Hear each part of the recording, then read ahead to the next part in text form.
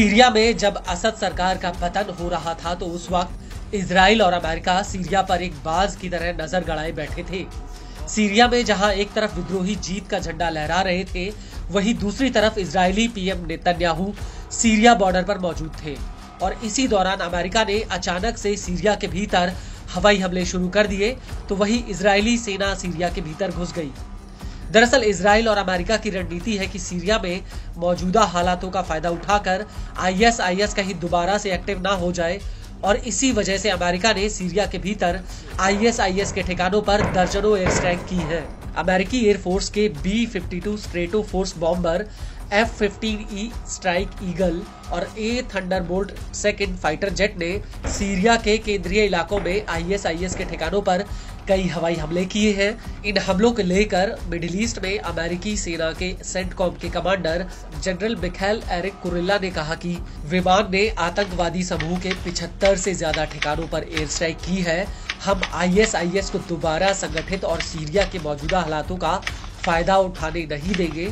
Syria में सभी संगठनों को इस बात का पता होना चाहिए कि जो भी आईएसआईएस के साथ साझेदारी या किसी अन्य तरीके से उसका समर्थन करेगा, हम उसे जवाबदेह ठहराएंगे। इस सब के बीच आपको ये भी बता दें कि इजराइल ने सीरिया में घुसकर एक बफर जोन पर कब्जा कर लिया है और गोलन हाइट्स इलाके में भारी संख्या में इजराइल ने फोर्स तैनात की है। इजराइल का कहना है कि उसने इस इलाके में अस्थायी बफर जोन बनाया है ताकि सीरिया में बिगड़ते हालातों को देखते हुए चरमपंथी इसका फायदा उठाकर इजराइल को नुकसान ना पहुंचाए। लेकिन गौर करने वाली बात यह है कि अब इजरायली सेना सीरिया के भीतर हवाई हमले कर रही है। पिछले कुछ घंटों में इजरायली एयरफोर्स ने सीरिया के भीतर 100 से ज्यादा एयर स्ट्राइक की है। इजराइल का कहना है कि वो असद सरकार द्वारा छोड़े गए हथियार और सैन्य ठिकानों को तबाह कर रहा है ताकि ये चरमपंथियों के हाथों में ना लगे।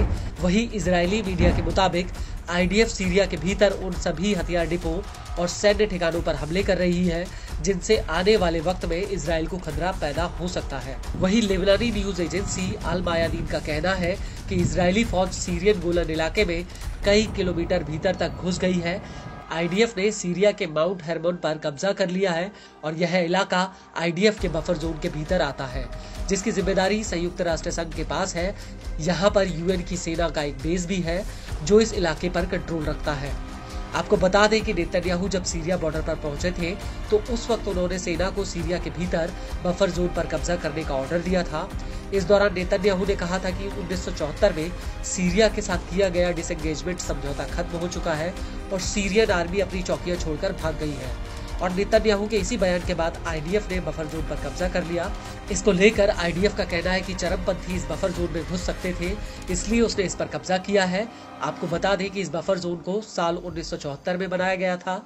ये इजराइल के कब्जे वाले सीरियन गोलन हाइट से अलग है और यूएन की शांति सेना इस इलाके पर निगरानी रखती है। इस सब के बीच आपको ये भी बता दें कि आईडीएफ ने गोलन हाइट्स को एक क्लोज्ड मिलिट्री जोन भी घोषित किया है।